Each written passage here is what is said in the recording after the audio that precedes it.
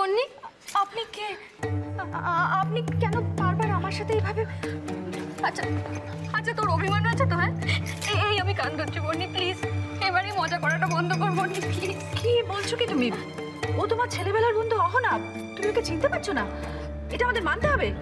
বন্নি বন্নি, কেন এরকম করছিস বল না, কি হয়েছে? আমি সত্যি আপনাকে চিনি না। আপনি আপনি বারবার আমার সাথে এরকম কেন করছেন? আপনি দূরে সরে যান। বন্নি,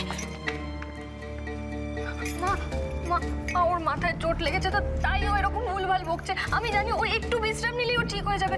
আমি ওকে ঘরে নিয়ে যাই মা। বন্নি বন্নি, চল ঘরে চল আমার সাথে।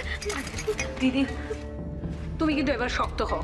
তুই বুঝতে পারছো না সব এই মেয়েটার নাটক, ফন্দি করে এই বাড়িতে ঢোকার মতলব। দাদা জানতে পারলে কিন্তু কুরুক্ষেত্র বেঁধে যাবে। বাবা, এমন ভান করছো যেন তোমরা দাদার সমস্ত ইচ্ছে অনিচ্ছে মর্জি সবকিছু মেনে চলো একেবারে।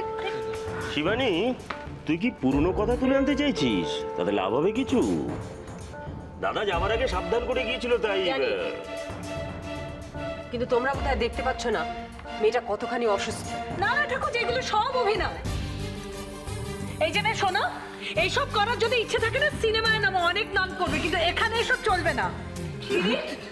দিদি দিদি, তুমি এই ব্যাপারগুলোকে একদম প্রশ্রয় দেবে না কিন্তু। মা প্লিজ প্লিজ, এখনই এসব কথা বলার কি লাভ? সত্যি করে ও অসুস্থ হতে পারে।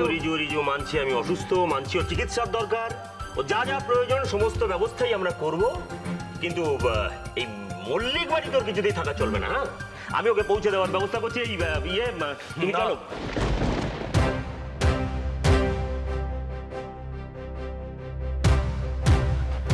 মা, আমি না জাস্ট ভাবতে পারছি না তোমরা এবারে লোকেরা এটা কি করে করতে পারো। আমি না জাস্ট ভাবতে পারছি না। অর্জুন, আমরা কেউ এমনি এমনি করছি না। তোর বাবা এসে সবকিছু জানতে পারলে একেবারে সবার উপর অশান্তি শুরু করে দেবে। বন্নি বন্নি, ওরা তোমাকে বাড়ি দিয়ে আসবে। তুমি বলো তোমার বাড়ি কোথায়, তুমি বলো। তোমার মায়ের চিন্তার বাড়িও না। বাড়ি? আমার বাড়ি? হ্যাঁ, তোমার বাড়ি, নয়তো কি আমার? কি চুপ করে আছো কেন? কোথায় বাড়িটা, কোথায় বলো? আমার বাড়ি,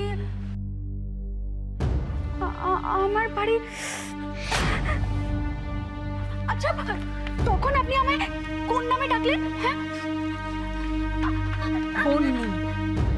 মা তোমাকে বন্নি বলে ডাকলেন? বন্নি? হ্যাঁ, বন্নি।